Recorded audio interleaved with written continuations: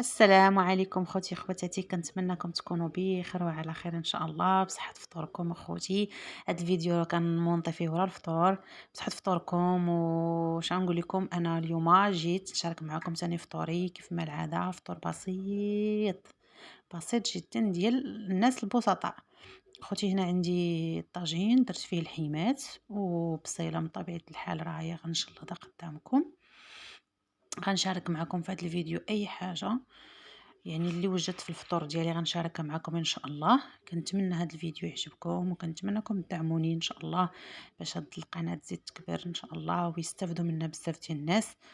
وان شاء الله منين يفوت رمضان ان شاء الله راه غادي تكون تاني غنرجعوا للسيستيم ديالنا القديم. اما دابا رمضان كلشي غالي اخوتي، كنطلب منكم تسمحوا لي بزاف الا ما قدمتش لكم شي حاجه اللي مفيده، ولكن الغالب الله. انا خوتي بعد ما شلطت البصيله ودرت مطيشه عفوا درت بصيله ودرت الحيمات ودرت زويته وخليته كيتشحر ودزت انا تنغسل في المعينات ديالي يا خوتي. ومنين غادي نغسل المعينات غادي ندوز للطاجين ندير فيه العطريه والمسائل، وهانتوما غادي تشوفوا كلشي وبقاو في الفيديو من الاول حتى الاخر.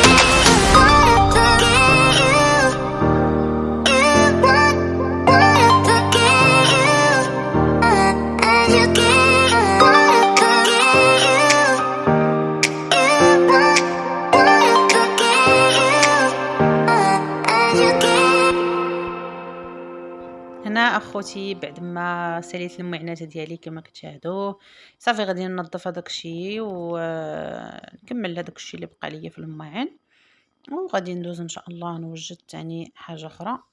وتفرجوا في الفيديو من الاول حتى الاخر، تبعوه باش هكذا نتوما هنايا البنات. الطاجين صافي راه تشحر وتقاد. غادي ضفت الخرقوم وضفت السكنجبير، نضيف شويه ديال الابزار صافي ومليحه راني ضفتها، والربيع من طبيعه الحال قزبر ومعدنوس. هنا خوتي غادي نعجن بيتزا.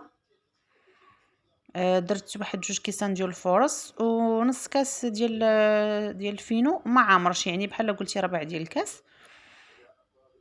درت شويه تاع الزعتر شويه تاع الملحه، وغادي نضيف شويه ديال الخل. الخوت راه الخل كيهشش العجينه ديال البيتزا بقوه ما كنبقاو نسخنوها يعني وما كتكلش. راه منين كتسخنيها راه ما كتقصحش تتبقى يعني رطبه.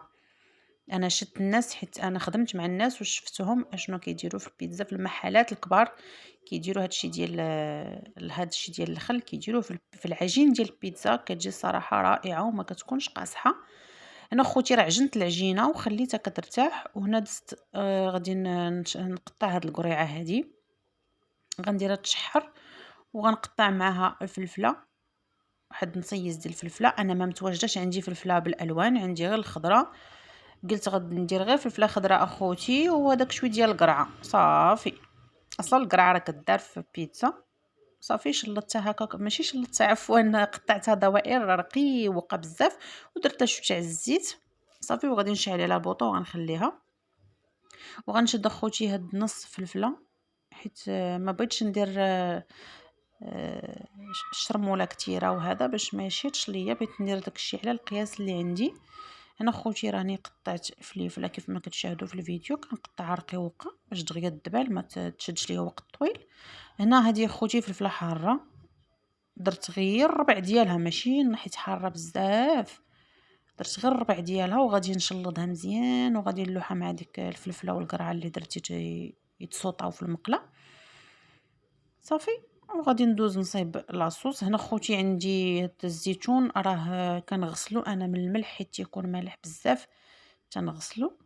وهنا خوتي لاصوص ديال البيتزا درت الربيع ودرت معلقه ديال مطيشه د الحك ومطيشه وحده صافي، حبات مطيشه والعطريه راه سكينجبير والخرقوم والابزار والتحميره شويه شويه وصافي. هنا خوتي العجينه بعد ما خمرات ليا ديال البيتزا راه كنخليها شويه شاده في راسها كيف ما كتشاهدوا في الفيديو باش كتجي رطبه وهشيشه، كتجي ما تشبعوش من اخوتي. وحق الله ما نكذب عليكم، الطريقه د العجينه اللي وريتكم ما ديروا فيها لا بيضه ولا والو، شويه د الخل، معلقه الخل صافي، وتخليوها شويه مرخوفه صافي. بحال هكا انا ما بغيتش نديرها هكا كبيره حيت منين تبداي تقطعي فيها كيبدا يطيح منها داك العماره ديالها، فضلت انني نديرها صغيوره وندير النص في الفطور. وإلا بقات لي شي حاجه كنخليها بالعماره وكنديرها في الفريغو، يعني منين كنبغي نجبدها كنجبدها، يعني هكا فرديين بيتزا فرديين كيجيو احسن من ديك الكبيره منين كتقطعيها ولا تبي تدخليها للثلاجه ولا هذا كيخصك ضروري تقطعيها، وإلا تقطعات اخوتي كطيح منها لاصوص، يعني ما كتبقاش فيها لاصوص يعني في شاده فيها. ايوا خوتي انا هادشي اللي شارك معكم راه كنستافد منه وكنفيدكم حتى نتوما ان شاء الله تكونوا نتوما مستفيدين صافي. حتى لا شاطت ليا خوتي بيتزا بحال هكا كنديرها في سوبيره تكون محكمه من الغلق صافي وكندخلها للثلاجه. ولا شاط ليا العجين ما عامرش يعني ما فيش لاصوص غير العجين بوحدو كنديرها في فريغو كنخليها حتى النهار اللي نبغيها وكنجبدها. خوتي هذه المشطه ديال البيتزا كما كتشاهدوا تقبتها ايوا درتها في الفران خوتي كطيب ودزت للثانيه. هاد الدائره خوتي تاع العجينه خرجت ليا 5 القطع، يعني مجموع 10 القطع، يعني غادي نصايب 5 غادي نحطهم في الفطور و5 غادي نخليهم في الثلاجة يعني حتى لغدا ان شاء الله ولا بعدو ولا المهم غنستعملها في فريغو. انا خوتي غادي ندير البريد ديالي طيب كما كتشاهدوا راه درتو كيطيب. انا خوتي جبت الخبيزات ديال البيتزا هادوك الاخرين اللي وريتكم راه مطاب وحيدتهم، وهاد لاصوص هادي غادي نعمر بها هادوك 5 البيتزات اللي عندي كي وريتكم في الفيديو اخوتي قبل، حيت كان كيحسب ليا الفيديو داز ولكن انا ما دوزتش الفيديو تقطع ليا، راه بينت لكم فيه الفرماج راه حكيتو راه هو كيبان لكم في التبصيل باش منين غنعمر البيتزا ديالي غيكون عندي الفرماج محكوك وموجود. غادي ندير لهم اخوتي غير لاصوص، هاد لاصوص الطوماط اللي صيبت صافي وهذيك الفليفله والقريعه وزويتينات صافي والطون. انا خوتي نسيت الطون، راه حنا صايمين نسينا الطون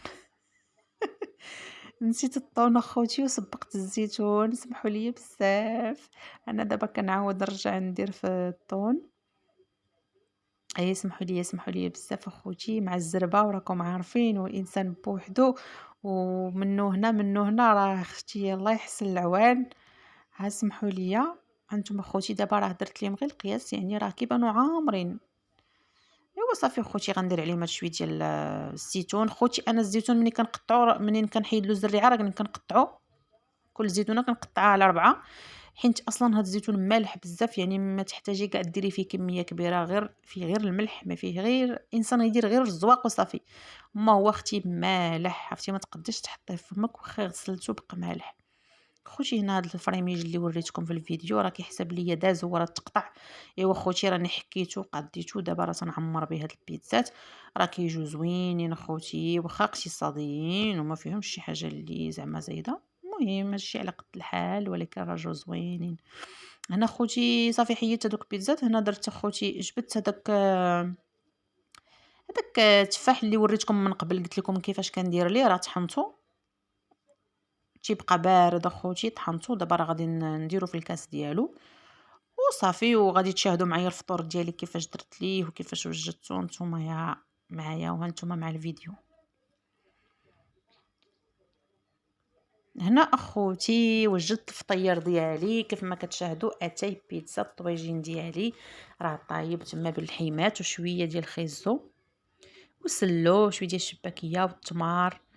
وشكرا لكم على المتابعه وبصحه وراحه.